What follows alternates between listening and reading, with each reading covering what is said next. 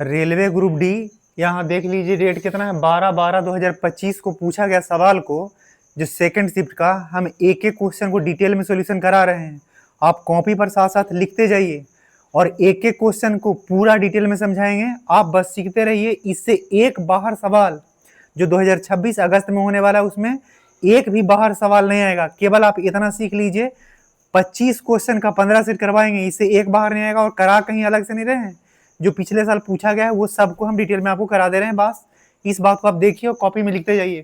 पहला सवाल आपको यहाँ दिखेगा, उसको देखिए, पढ़िए और हम आपको बना के बताते हैं। पहला सवाल ये है बाबू कि 12a और 6 का चतुर्थानुपात क्या होगा।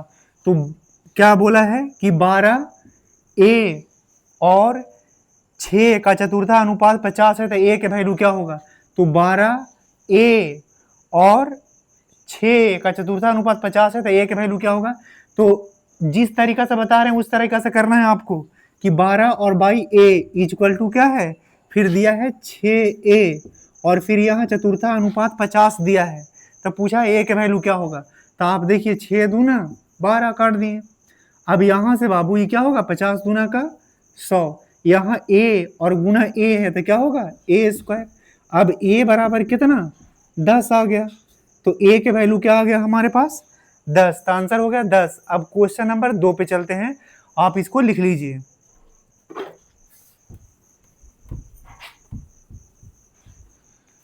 क्वेश्चन नंबर 2 आप पढ़ ही लिए होंगे और अब इसको बनाने का प्रयास करते हैं हम, और आप भी बनाइए।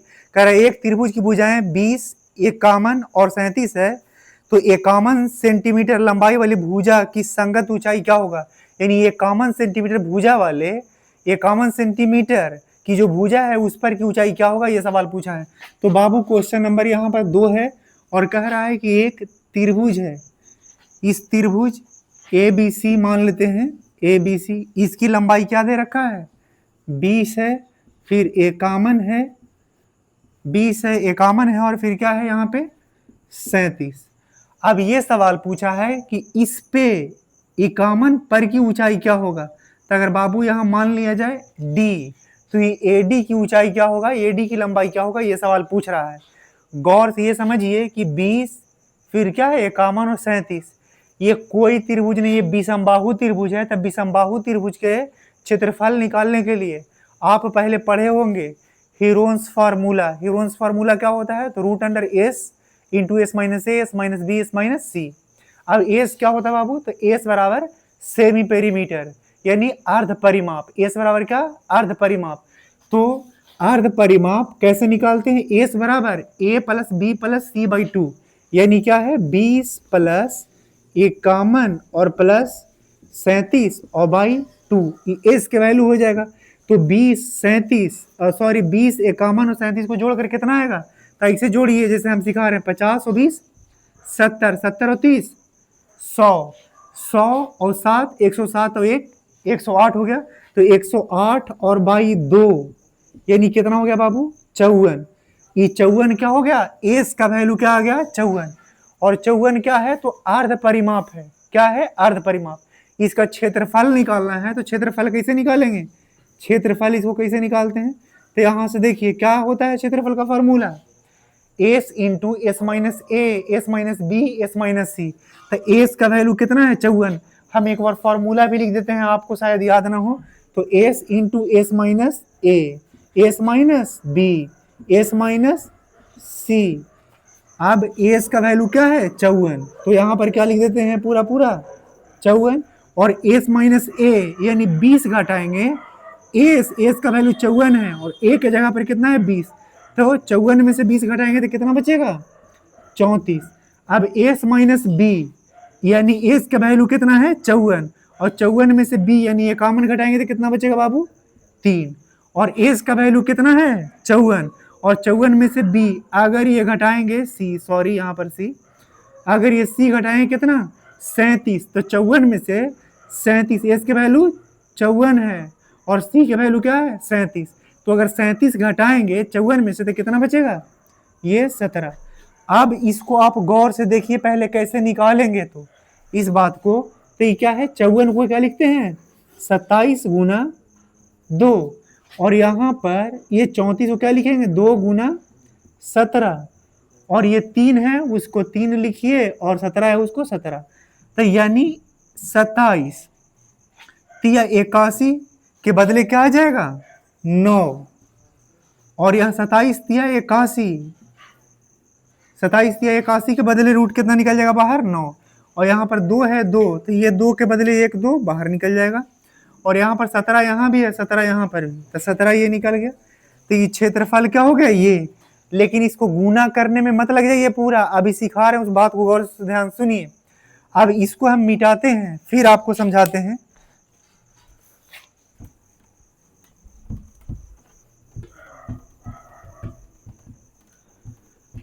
बाबू अब क्षेत्रफल ये निकल गया है, और क्षेत्रफल त्रिभुज कोई भी हो उसका क्षेत्रफल आधार गुने ऊंचाई होता है।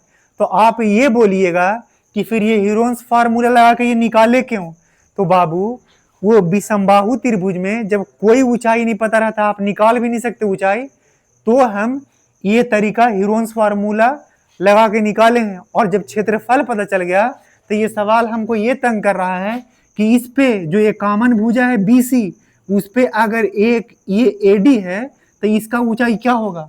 तो हम अभी आपको बताए हैं कि कोई भी त्रिभुज का क्षेत्रफल क्या होता है, हाफ इंटू आधार गुने ऊंचाई, लेकिन उसका क्यों निकाले थे, क्योंकि ये विषमबाहु त्रिभुज है तो वो तरीका होता है, लेकिन और उसमें ऊंचाई पता था ही नहीं। अब हमको ऊंचाई पूछ रहा है, तो त्रिभुज का कोई भी त्रिभुज हो उसका क्षेत्रफल क्या होता है, हाफ इंटू आधार गुने ऊंचाई।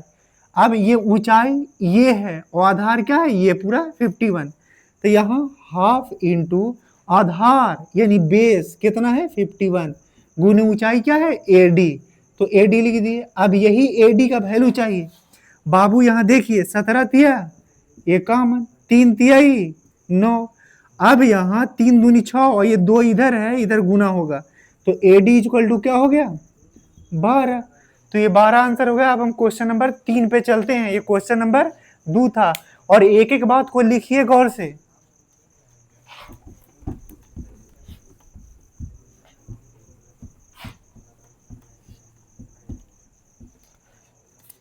क्वेश्चन नंबर 3 में क्या है बाबू कि पाइप ए एक टैंक को 32 मिनट में भर सकता है, पाइप बी उसे 48 में खाली कर सकता है।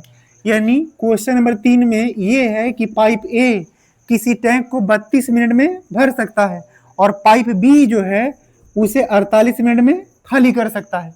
ये भरने वाला था, इसको प्लस लिख लीजिए, खाली करने वाला तो माइनस लिख लीजिए। बाबू अभी दोनों का एलसीएम कितना होगा, तो आपको ये आता है ना 32 और 96, 48 का एलसीएम लेने, तो 16 दूनी 32 और ये क्या है 16 3 48, तो ये इस तरह देख लीजिए, हमको तो पता है आपके लिए कर रहे हैं, ये 16 3 48, तो ये 16 है कॉमन, उसको लिख दीजिए, और 2 और 3 का एलसीएम क्या होता है 6, तो गुना में कितना हो गया एलसीएम 96, तो यहाँ बाबू लिख लीजिए क्या 96 यानी 96 एलसीएम हो गया। यानी टंकी क्या लीटर का है, तो 96 लीटर का, टंकी क्या लीटर का है बाबू 96 लीटर का, तो 32 मिनट में ये पूरा टैंक को भर देता है, तो 32 या 96 यानी 1 मिनट में कितना भरता होगा 3 लीटर। और ये जो खाली करने वाला शैतान पाइप है वो 48 मिनट में पूरा 96 लीटर पानी निकाल देता है टंकी से, 48 मिनट में 96 लीटर निकाल देता है, तो 1 मिनट में कितना निकालता होगा बाबू, तो 48 दूनी 96 यानी 2 लीटर पानी निकालता होगा, और निकालने वाला क्या लिखे हैं माइनस में।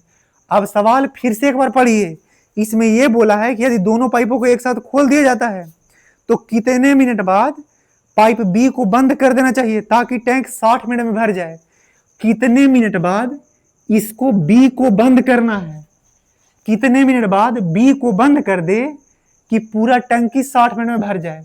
बाबू गौर से सुनिए कि कितने मिनट में बाद कि टंकी 60 मिनट में भर जाए, यानी बंद करना है बी को, यानी ए को तो चालू ही छोड़ देना है, यानी ए जब तक चलता है चलने दीजिए, बंद करना है किसको बी को, और बी को बंद करना है, और कब तक ए को चलने देना है तो 60 मिनट तक। बी को बीच में बंद किए हैं, ए को नहीं, और ए चला है कितना देर 60 मिनट, और 60 मिनट चला है कौन ए, और 1 मिनट में कितना लीटर पानी भरता है 3 लीटर, तो 60 मिनट में कितना भर देगा तो 180 लीटर। अब बाबू टंकी 96 लीटर के हैं और ए भर दिया है पानी कितना 180 लीटर। ऐसे कैसे होगा? तो पता है इसे क्यों हो रहा है कि बाबू बी तो भी कुछ देर साथ चला है और बी 2-2 लीटर करके निकाल रहा होगा। बी 2-2 लीटर करके क्या कर रहा होगा? पानी निकाल रहा होगा। तो कितना देर तक पानी निकाला है? तो ये टंकी में तो 96 ही लीटर ना आता होगा बाबू। तो ये जो 180 है वो कितना ज्यादा है 96 से? तो घटा के देखिए, घटाने आएगा ना। 10 में से ये 6 4 और ये क्या है 17 में से 9 गया तो 8 यानी 84। यानी बाबू ये 84 लीटर जो ज्यादा हो रहा है उसको कौन निकाल दिया होगा? बी। तब ना दोनों साथ मिलकर 60 मिनट में पूरे 6 लीटर भरा है। तो ये 84 लीटर जो ज्यादा हो रहा है ना उसको बी निकाल दिया था। तब ये 84 लीटर निकाला है बी, लेकिन 1 मिनट में कितना निकालता है? 2। तो ये 2 और ये कौन? बी, यानी 42। यानी बी जो है 42 मिनट तक चालू रहा था। ए और बी 42 मिनट तक चालू रहा साथ में, लेकिन उसके बाद किसको बंद कर दिया गया? बी को। उसके बाद ए 60 मिनट तक चालू रहा। तो यानी यही पूछा सवाल में कि बी कितना देर बाद बंद किया गया है? तो 42 मिनट के बाद बंद कर दिया गया है। और अगर डिटेल में देखना है तो टाइम एंड वर्क का वीडियो पड़ा हुआ है चैनल पर, जाके देखिए वहां। अब क्वेश्चन नंबर 4 पे चलते हैं हम।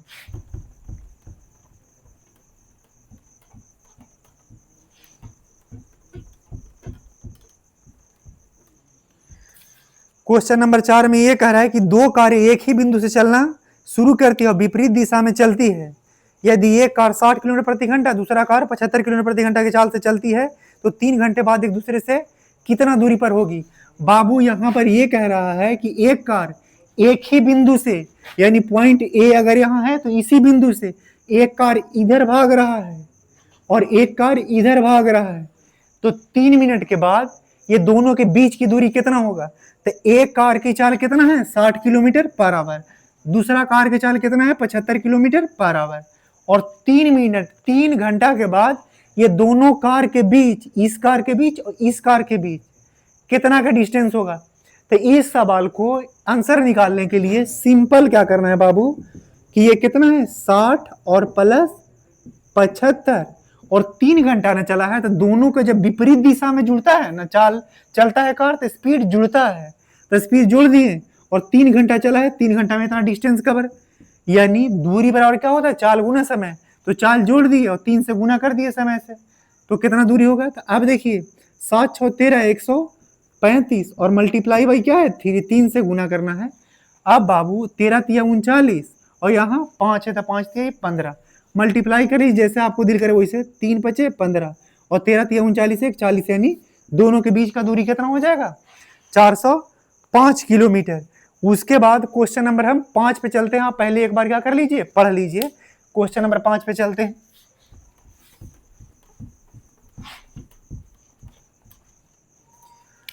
क्वेश्चन नंबर 5 में ये कह रहा है बाबू कि रमन की आय 70,000 है, वह अपनी आय से 26% बचाता है। यदि उसकी आय में 32% वृद्धि होती है और व्यय में 45% की वृद्धि होती है तो उसकी बचत में कितना कमी या वृद्धि होगा, ये पूछ रहा है बाबू। तो 70,000 उसका इनकम है, वो बात ठीक है, लेकिन पहले यहां देख लीजिए आय मतलब इनकम, और इनकम में कहता है 26% की बचत करता है। तो मान लीजिए इनकम 100 है और एक्सपेंडिचर मतलब खर्च, तो एक्सपेंडिचर कितना होगा बाबू? तो ये बताया है कि सेविंग यानी बचत कितना है? तो 26 है। तो आप ही सोच के बताइए, कोई आदमी 100 कमाता है और 26 बचाता है तो खर्चा कितना किया? 74 रुपया। ये सब आपको आता है कि एकदम गधा है? ये 100 रुपया कमाई और 26 रुपया बचत, यानी 74 रुपया क्या है? खर्च है बाबू। अब इसमें कहा है क्या, गौर से बहुत सुनिए। ये कह रहा है कि आय में 32% की वृद्धि करना है। तो ये 100 था, इसमें 32 की वृद्धि कीजिएगा तो कितना हो जाएगा? 132। ये तो आता होगा। अब कह रहा है कि व्यय में 45% की वृद्धि, यानी खर्च में कितना की वृद्धि करना है? 45 की। तो बाबू 45% मतलब क्या? 9 गुना 5, और ये 5% का वैल्यू 1 बटा कितना होता है? 1 बटा 20। तो यानी क्या हो जाएगा 45 का? 9 बटा 20। अब ये 74 है और इसमें कितना का वृद्धि करना है, 45% का, यानी 20 और 9 29 और बटा क्या 20, 37 दूनी 74। और ये दोनों को मल्टीप्लाई कीजिएगा तो कितना आ जाएगा 1037। और यहाँ बटा का ये 2 काटे हैं, 10 अभी बच रहा है, तो 10 से भागा देंगे तो कितना हो जाएगा 103.7। अब बाबू यहाँ क्या बढ़ा के चल गया 103 पॉइंट क्या हो गया 7। अब यहाँ पर देखिए कि ये पहले का इनकम था, अब ये नया इनकम है, अब ये क्या है नया इनकम।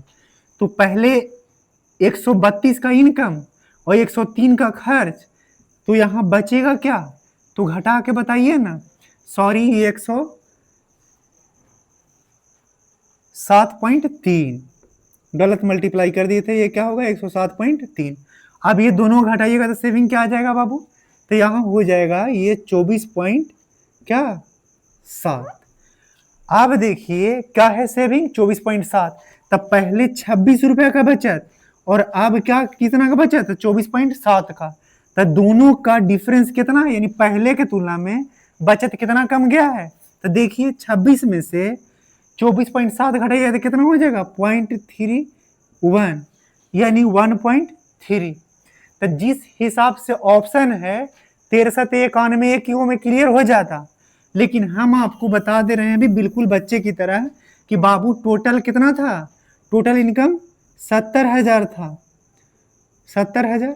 अब इसका कितना कमी हुआ है 1.3%, तो 1.3 लिखेंगे तो ये बटा का 10 और परसेंट के बदले 100 नीचे।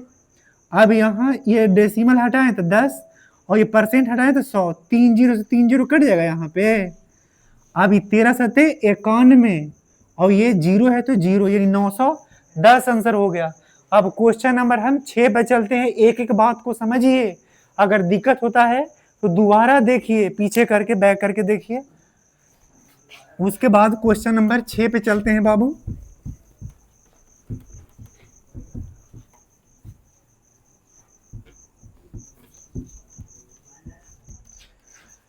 क्वेश्चन नंबर 6 में ये कह रहा है कि एक पिता और उसकी पुत्री की औसत आयु कितना है 27 वर्ष।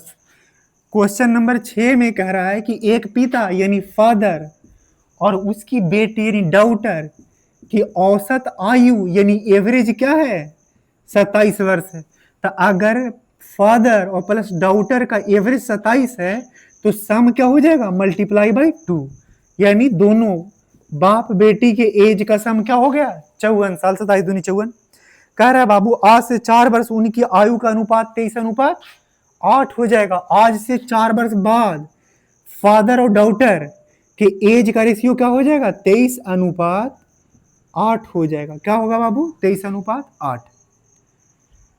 तो अभी तक फादर और डॉटर का एज कितना है 54 साल, और आज से 4 वर्ष बाद बेटी का भी 4 साल एज बढ़ जाएगा और फादर का भी एज 4 साल बढ़ जाएगा, तो बढ़ जाएगा कितना 8 साल। तो अभी जो एज का सम कितना है योग 54 है, वो 8 साल बाद एज का सम कितना हो जाएगा 62। तो ये 23:8, ये दोनों के जोड़ेंगे तो कितना अनुपात में 31 और टोटल कितना है 62, तो 31 दूनी 62। तो अनुपात में 1 का वैल्यू कितना आ गया बाबू 2।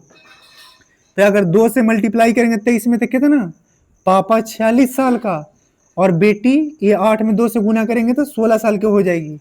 बेटी कितना के हो गई है 16 साल के, लेकिन कब 4 साल बाद। और सवाल में ये पूछ रहा है कि वर्तमान समय में बेटी कितना साल के है, 4 साल बाद बेटी 16 साल के हो जाएगी। तो अभी क्या साल की है, तो अभी 16 साल के, 4 साल बाद 16 साल के होगी, तो अभी कितना के होगी, तो अभी बेटी कितना के होगी 12 साल के। आंसर हो गया। अब बाबू क्वेश्चन नंबर हम 7 पे चल रहे हैं। अब आप इसको लिखिए और देखिए, ये 15 सेट कराएंगे, उसमें से एक सवाल परीक्षा में बाहर नहीं आएगा। ये 25 सेट का 25 क्वेश्चन का 15 सेट, एक क्वेश्चन बाहर नहीं आएगा। केवल आप इतना रट के चल जाइए, काम हो जाएगा। क्वेश्चन नंबर 7 में ये क्या है बाबू, क्वेश्चन नंबर 7 में ये कह रहा है सिंप्लीफिकेशन का क्वेश्चन है कि 0.85 डिवाइडेड बाई 0.25 और फिर क्या है प्लस 26/3 डिवाइडेड बाई 1/3। अब ये पूरा पर ब्रैकेट है यहाँ का है और ये 3/50 इक्वल टू 0.10 इंटू क्या है P मल्टीप्लाई में। तो P का वैल्यू सवाल में पूछा है, तो गौर से देखिए करते कैसे हैं। ये 8.5 माने 8.5, 8.5 को कैसे लिख सकते हैं, तो 17/2। और यहाँ पर इधर क्यों नहीं कर रहे हैं कि आपको पता है बोर्ड मास BODMAS, बी मतलब सबसे पहले ब्रैकेट आता है, तो ब्रैकेट किए हैं। ऑफ या का को सेकंड में करेंगे, तो अभी सबसे पहले ब्रैकेट के अंदर वाला को हल करते हैं। तो ये क्या है बाबू 0.25 मतलब 1/4। तो अगर 1/4 तो इसको 4/1 लिखना पड़ेगा, डिवाइड में था मल्टीप्लाई करेंगे तो उल्टा हो जाएगा 1/4। और प्लस क्या है बाबू यहाँ 26/3 और यहाँ डिवाइड के उल्टा मल्टीप्लाई किया है तो 3/1। अब यहाँ देख लीजिए आगे उसके बारे में बात करते हैं। ये 2 तो यहाँ 2 कट गया, यहाँ 3 से 3 तो ये 17 दूना का 34 और ये क्या है 26 का 26 और यहाँ पर का मतलब मल्टीप्लाई यानी 3/50। अब बराबर क्या है 0.01 इंटू पी यानी 1/100 और मल्टीप्लाई पी। अब बाबू यहाँ गौर से देखिए दोनों के जोड़े 30 और 20 50 और 6 4 10 यानी 60 गुना 3/50 बराबर 1/100। तो एक की पी को गुना कर दीजिए तो पी रख ले देते हैं इसको। अब क्या होगा यहाँ 50 दूना का 100। अब ये 2 जो इधर है यहाँ गुना होगा तो 60 दिया 180 दूना 360 हो गया पी के वैल्यू। ये क्वेश्चन नंबर 7 था। क्वेश्चन नंबर 8 पे चलते हैं। क्वेश्चन नंबर 8 में ये है बाबू कि गौर समझिए और लाइक कर दीजिए, बहुत लेट हो गया है। और अगर पसंद आ रहा है तो कम से कम उनको आप भेज दीजिए जिनको आप पसंद करते हैं। ये क्वेश्चन नंबर 8, क्वेश्चन नंबर 8 में ये है बाबू कि x² plus 1/x² equal to 47 है।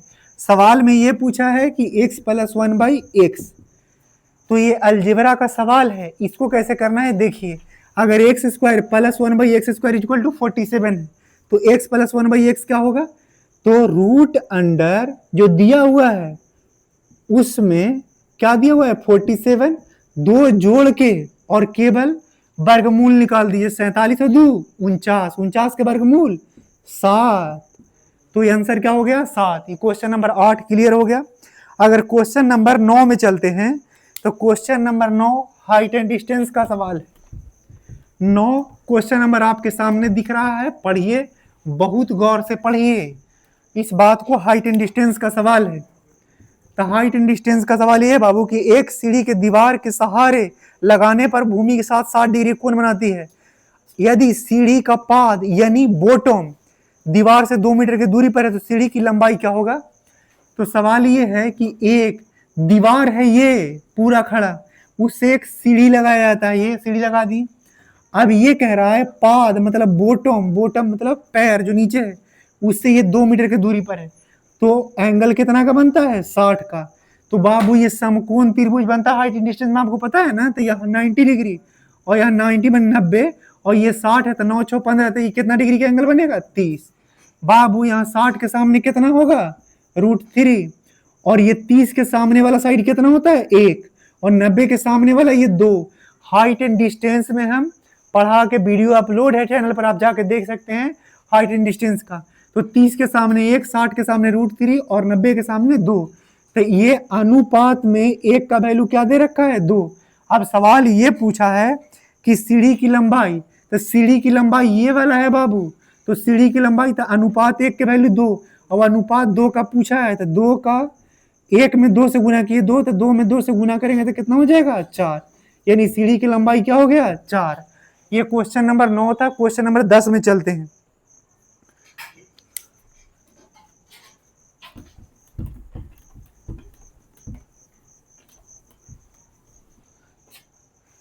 क्वेश्चन नंबर 10 में कह रहा है किसी संख्या के 2/6 के 20% का 60% 243 है।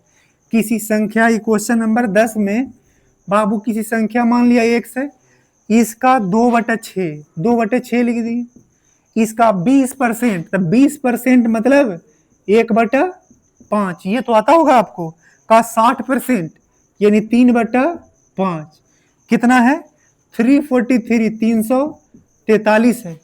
तो सवाल पूछा है कि x का वैल्यू क्या होगा, आप गौर से सुनिए।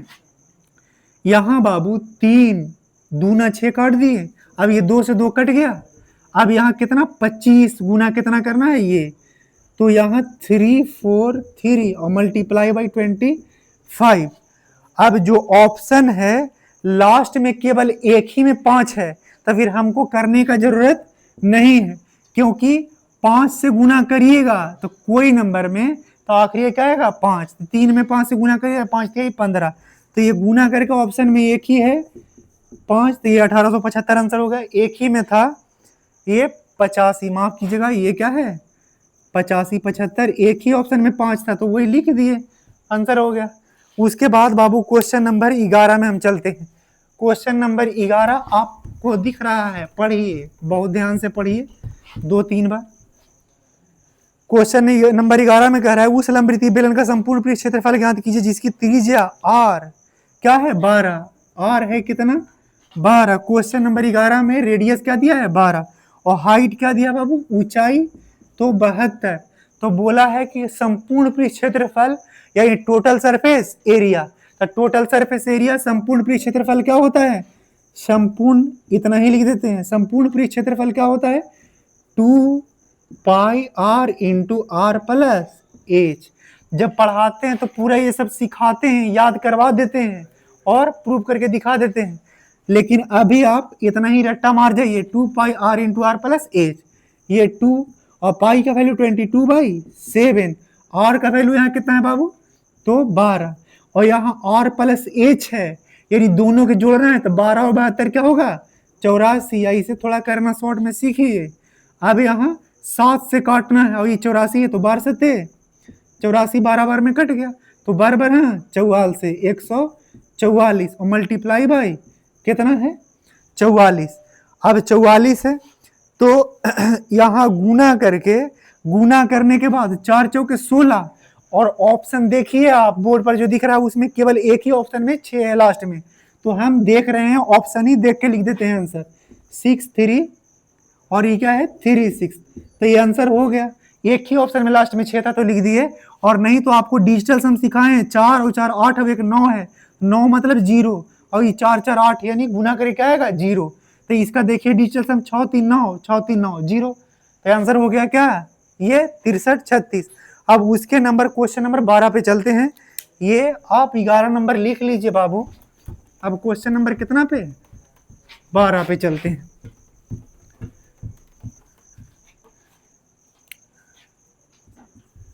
क्वेश्चन नंबर 12 में ये कहा है कि यदि माध्य 35 है और माध्यिका यदि क्या है माध्य 35 यानी 35 और माध्यिका क्या है, माध्यिका क्या है 33.5, तो बहुलक पूछ रहा है क्या बाबू, बहुलक क्या होगा ये सवाल पूछा है, तो बहुलक क्या होगा। तो आप गौर सुनिए, हम एक तरीका और ट्रिक बता रहे हैं, टेक्निक बता रहे हैं कि क्या करना है कि बहुलक बराबर क्या होगा, ये सवाल पूछा है तो इसका फॉर्मूला ये होता है 3 गुने 3 डिजिट वाला यानी माध्यिका, तो माध्यिका 33.5 माइनस 2 गुने 2 अक्षर वाला, तो ये 2 गुना 35। अब बाबू इसको गुना करने आएगा आपको, नहीं आएगा, हमारे जैसा नहीं आएगा। ये 33 दिया 99 और ये 0.5 माने आधा, तो आधा तिया 1.5 यानी गुना करे कितना आएगा 100.5 और ये 35 दिया 35 दूनी 70, अब 70 30 100 यानी घटा के क्या आएगा 30.5 आंसर। अब हम क्वेश्चन नंबर 13 में चलते हैं।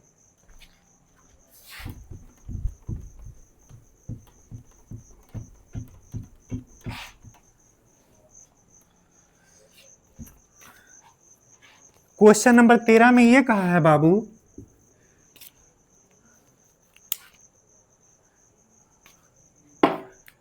क्वेश्चन नंबर 13 में ये कहा है कि 1/20 9/100 का कितना परसेंट है। 1/20 9/100 का कितना परसेंट है। तो ये बट्टा वाला आपको कंफ्यूज कर देगा, तो हम आपको आपके लिए एक तरीका ये निकाल देते हैं कि दोनों में 100 से मल्टीप्लाई कर दीजिए। तो बाबू 20/25 100 यानी 5 आ गया। ये कितना आ गया 5, और ये 100 से 100 कट जाएगा कितना 9। अब ये सवाल हो गया कि ये 5 9 का कितना परसेंट है। 5 9 का कितना परसेंट है। तो 5 9 का कितना परसेंट है। तो 5/9 गुना 100% निकालने के लिए अब यहाँ 5 और 100/9 11 एक एक होता है। इसी तरह आप मल्टीप्लाई कीजिए तो 11×5 55 पॉइंट, 5 5 लास्ट में थे वो बढ़ा के 55.6 लिख देते हैं। आंसर हो गया। अब हम क्वेश्चन नंबर 14 पे चलते हैं। थोड़ा वीडियो लंबा होगा तो उबिएगा नहीं, ये इसी से नौकरी होना है, तो थोड़ा बर्दाश्त करिए और पढ़िए दिल पर पत्थर रख के। इसी से काम बनेगा, इसी से सारा सवाल आएगा। क्वेश्चन नंबर 14 में कह रहा है कि आप भी पढ़िए साथ में। 3246 रुपए को एबीसी में इस प्रकार विभाजित किया जाता है कि ए और बी का रेशियो क्या है 4:5 है, और बी और सी का रेशियो भी 4:5 है। फिर कहा है कि सी और डी का रेशियो 6:7 है। तो ए बी सी निकालने का तरीका हम पढ़ा चुके हैं, अगर आप नहीं पढ़े हैं तो पढ़िए। और ये सीढ़ी वाला कॉन्सेप्ट कहते हैं। ये 6 भर दिए पूरा, आगे 5 के आगे खाली है तो 5 भर दिए, यहाँ 5 के आगे खाली है तो 5 भर देते हैं।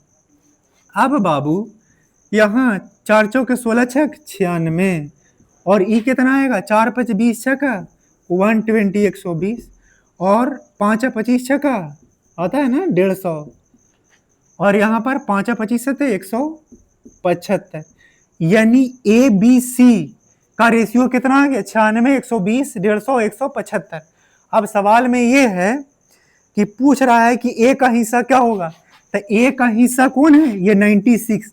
तो ऑप्शन के हिसाब से एक ही मल्टीपल है 96 का, लेकिन फिर भी हम आपको बता देते हैं कि ए निकालने के लिए यहाँ पर टोटल संपत्ति कितना दिया हुआ है तो 3246, और यहाँ पर क्या है टोटल जोड़िएगा तो जोड़िए कितना आ गया 6 और 5 11, 11 कितना 1, यानी टोटल जोड़ के आ जाता है कितना 541 541।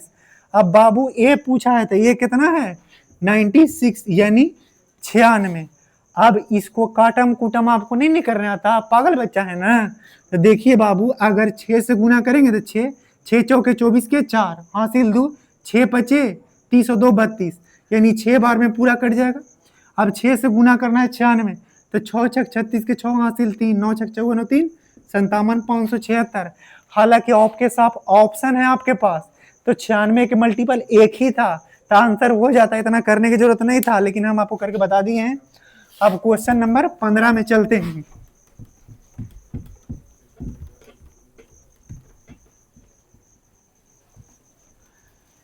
क्वेश्चन नंबर 15 में ये है बाबू, क्वेश्चन नंबर 15 में कि दो बैंक ए और बी क्रमशः 3.5 और 7% की दर से ऋण देते हैं। आशीष ने प्रत्येक बैंक से 44,000 उधार लिया है। 4 वर्षों के बाद आशीष दोनों बैंकों को भुगतान किए गए साधारण ब्याज की राशियों के बीच कितना धनात्मक अंतर होगा, यानी प्लस में अंतर कितना होगा। तो बैंक ए से 3.5% के दर से उधार लेता है और बैंक बी से 7% के दर से उधार लेता है, और कितना दिन के लिए 4 वर्षों के लिए। तो बाबू ब्याज बराबर एसआई बराबर क्या होता है रेट इनटू टाइम। तो ये रेट 3.5% टाइम 4 साल, तो ये हो गया एसआई।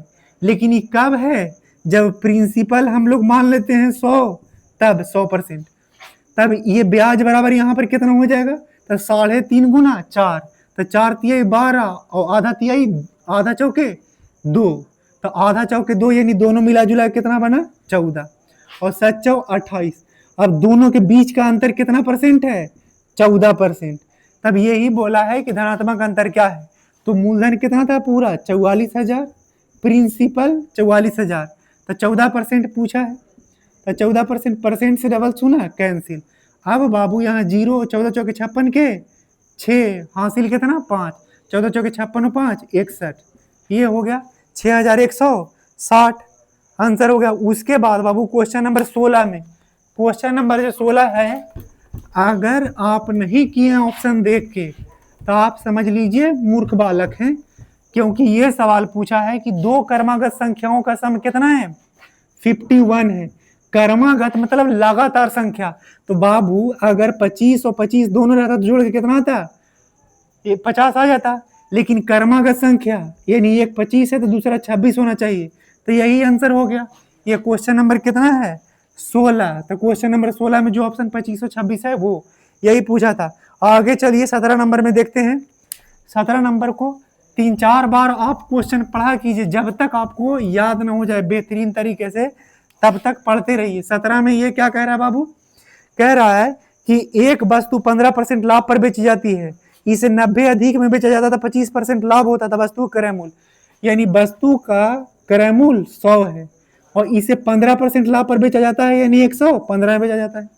अगर 90 अधिक में बेचा जाता तो कितना लाभ होता इसी क्रय मूल्य पे, तो क्या कहा है कि अगर 90 अधिक में बेचा था 25% का लाभ होता, यानी 125 का बिकता चीज। तो पहले की तुलना में 90 अधिक, तो ये 90 अधिक है पहले की तुलना में, और परसेंटेज में कितना अधिक है 10, यानी बाबू 10% का वैल्यू कितना दिया है 10% का वैल्यू 90, और सीपी पूछा है तो सीपी कितना है 100, तो ये 100 से मल्टीप्लाई कर देते हैं तो 10 से 10, यहाँ पर क्या हो गया 900। अब उसके बाद क्वेश्चन नंबर 18, क्वेश्चन नंबर 18 बहुत ध्यान से समझिए, कॉन्सेप्चुअल सवाल है।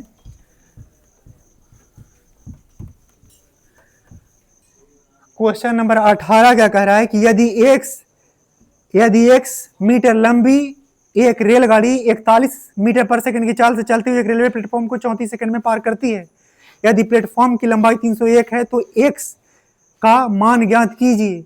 यानी बाबू x मीटर लंबाई की क्या है ट्रेन और 301 मीटर लंबा प्लेटफॉर्म को पार करती है कितना देर में, तो 41 मीटर पर सेकंड की चाल से चल के 41 मीटर पर सेकंड की चाल से चल के 34 सेकंड में पार कर जाती है। कितना सेकंड में बाबू, तो 34 सेकंड में पार कर जाती है।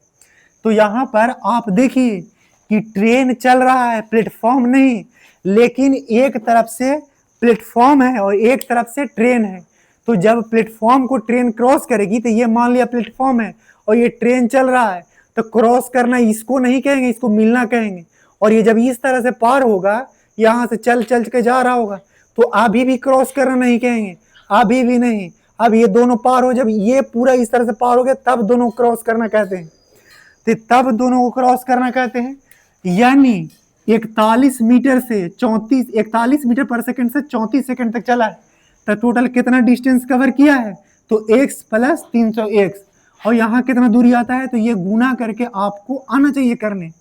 अगर नहीं आता है बाबू तो आप यहाँ से देखिए, ये 41 को इधर लिख लीजिए और 34 को इधर लिख लीजिए। अब देखिए कैसे करते हैं, 34 और 34 चौक कितना, तो 30 चौक 120, 4 चौके 16, यानी 136, यहाँ 4 6 3 9, यानी 1394 आ गया। और 1394 में से 1301 क्या है, तो प्लेटफॉर्म की लंबाई है, तो ट्रेन की लंबाई इसको हटा दीजिए तो दूसरा निकल जाएगा x का वैल्यू, यहाँ 3, यहाँ 9 और यहाँ 0, यानी ये 1093 आ गया x के वैल्यू। ये क्वेश्चन नंबर कितना था बाबू 18। क्वेश्चन नंबर 18 में क्या आ गया आंसर 1093। अब क्वेश्चन नंबर 19 में चलते हैं, बहुत गौर से सुनिए, ये टाइम एंड वर्क का क्वेश्चन है 19।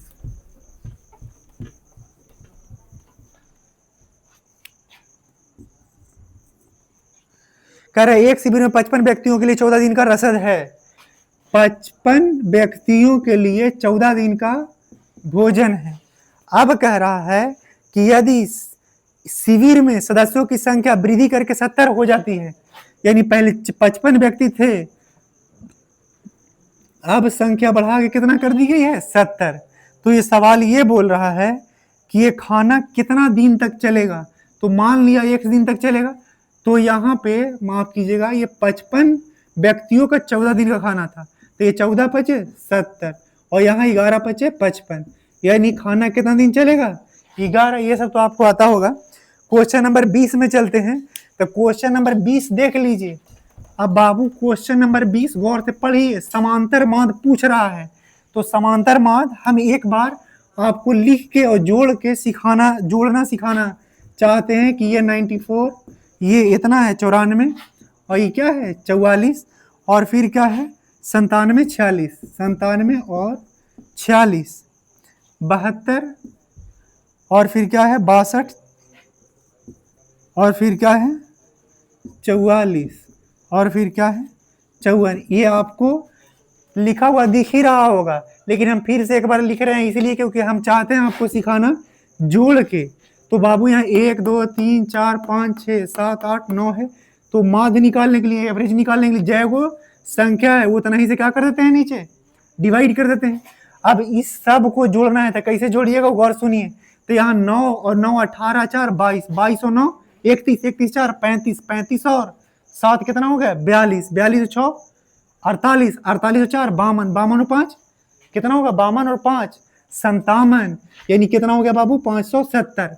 अब देखिए यहाँ 4 4 8 8 7 15, 15 और 6 21, 21 और 2 21 2 23, 23 2 25, 25 4 29, 29 और 4 33, यानी यहाँ 33 जोड़ेंगे। अगर 33 जोड़िएगा तो क्या हो जाएगा, यहाँ 3 7 3 10 के 0, ये 603। अब यहाँ 603 है और 9 से डिवाइड करना है तो 9 6 54, 9 7 63, यानी कितना हो गया 67। तो जिस तरीका से हम जोड़े हैं उस तरीका से आप जोड़ना सीखिए। क्वेश्चन नंबर 21 पे चलते हैं अब हम।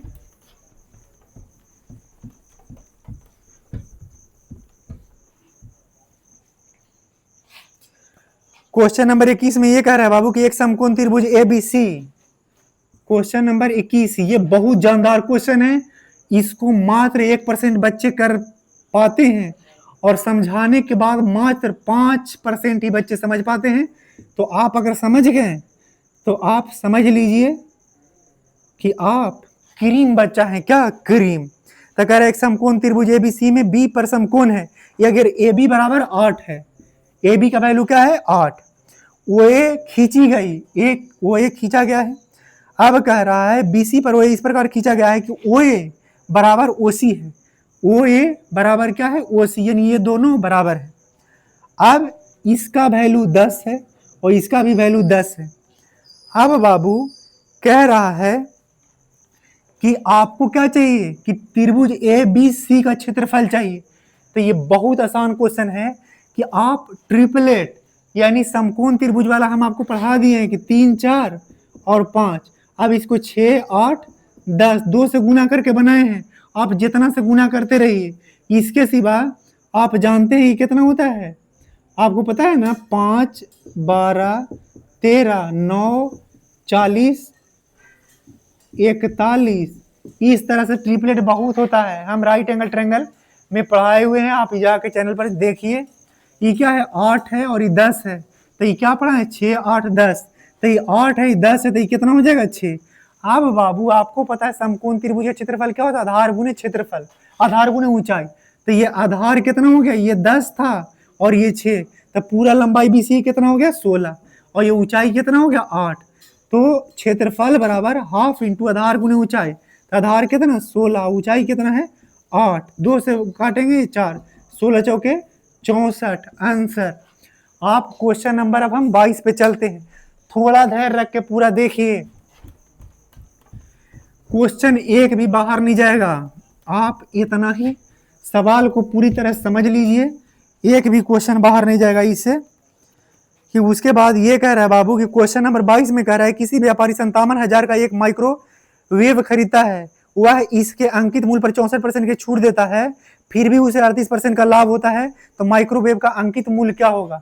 तो एक कॉन्सेप्ट हम प्रॉफिट एंड लॉस में पढ़ाते हैं CP बटा MP और 100 माइनस D बटा 100 प्लस P, और D मतलब डिस्काउंट और P मतलब क्या है प्रॉफिट, इसी पे सवाल है।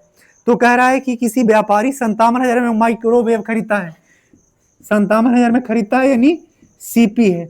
और पूछा है कि अंकित मूल्य क्या होगा, कब, जब 64% की छूट पर खरीदा जाता है, यानी डी के वैल्यू क्या दिया है 64।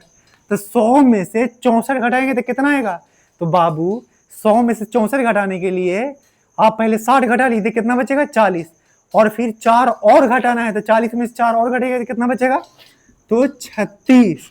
और प्रॉफिट कितना होता है, तो 38% का, तो 100 में 38 तो 138। अब इसको काटने आना चाहिए, आप पागल बच्चा है, नहीं काटने आता, आप काटने आना चाहिए। बाबू यहाँ देखिए, अगर 8 3 11 1 12, ये भी 3 से कट रहा है और ये भी 3 से कट रहा है, तो कितना हो गया 12, ये 3 से काटेंगे तो कितना होगा, 3 चौका 12, 1 3 छक 18।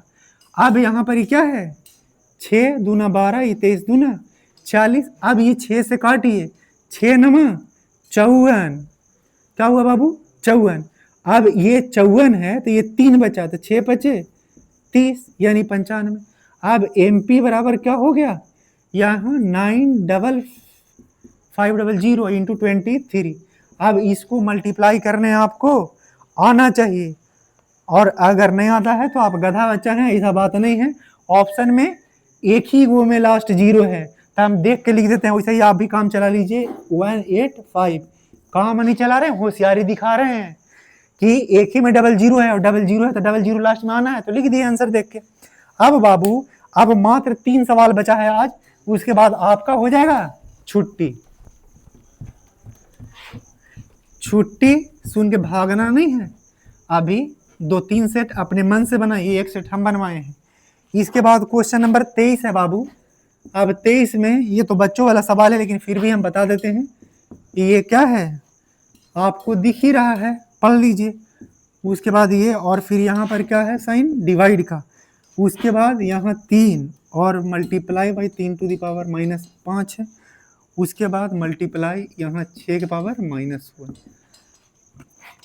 सबसे पहले ब्रैकेट का काम करते हैं, आपको पता है ना, तो ये दोनों मल्टीप्लाई में है, तो जब मल्टीप्लाई में रहता है यानी गुना में, और बेस सेम रहता है, तो पावर क्या होता है, जुटता।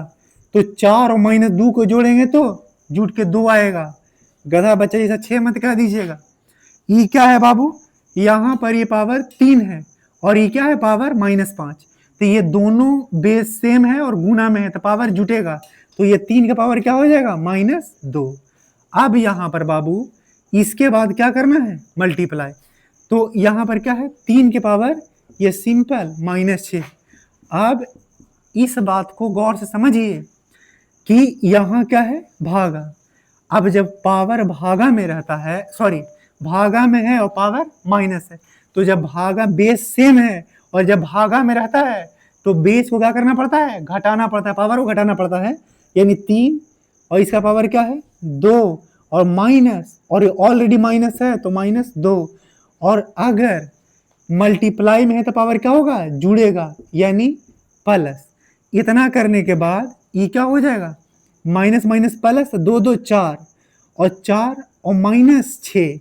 एक बार लिख देते हैं इसी बात को ऊपर कि यहाँ 3 है और ये दोनों को जोड़ेंगे तो कितना हो जाएगा, गुना करके ये 4 हो जाएगा, क्योंकि माइनस माइनस प्लस, 2 2 4 और यहाँ माइनस का 6, यानी 3 के पावर क्या आ गया बाबू, -2, यानी 1/9 आंसर। उसके बाद 24 और उसके बाद 25, मात्र 2 सवाल बचा है। अब आप गौर से इसको समझ लीजिए।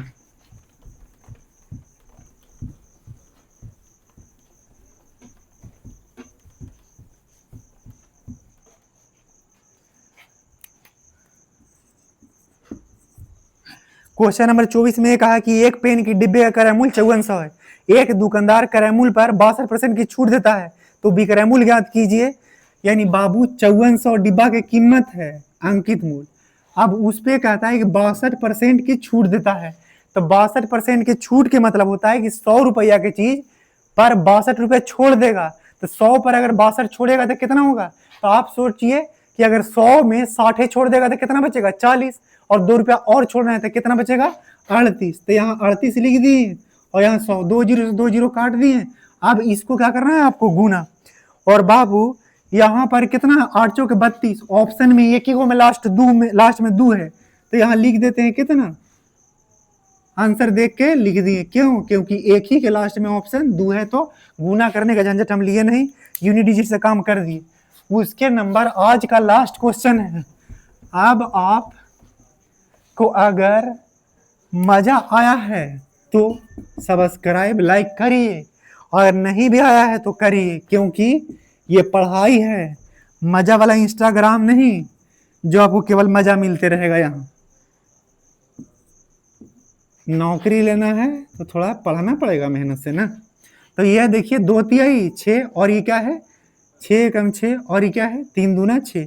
सवाल में क्या कह रहा है कि एक साथ काम करके उसी कार के 3 गुना काम को, यानी टोटल काम अभी कितना है 6, इससे 3 गुना काम यानी 18 काम को तीनों साथ में मिलकर कितना दिन में कर देंगे। तो इसे 3 गुना काम करना था, 3 से गुना कर दिए। और एक दिन में एक कितना काम करता है 3, बी एक दिन में एक कितना काम करता है 1, और सी एक दिन में कितना काम करता है 2। तो जब तीनों मिल जाएंगे 3 और 2 5 और 1 6, एक दिन में कितना काम करेंगे बाबू 6, 6 से 6 कट जाएगा, और यानी 3 दिन में उससे 3 गुना काम कर देंगे तीनों मिल को। आप चैनल को लाइक कर दीजिए, और स्टडी ग्रुप और पढ़ने वाले जो भी आपके भाई बहन छोटे बड़े जो भी हैं उन सबको शेयर कर दीजिए। एक बार आप मेहनत करिए, थोड़ा सा सपोर्ट करिए, बस नेक्स्ट सेट हम कल लेके आएंगे। और आपको कल अपलोड कर दिया जाता है यूट्यूब के जो पोस्ट वाला सेक्शन होता है, वहां पे वीडियो होता है, शॉर्ट्स होता है, एक पोस्ट वाला सेक्शन होता है। तो पोस्ट में आपको ये क्वेश्चन डेली का वहां पर दिखेगा। फिर कल मिलते हैं।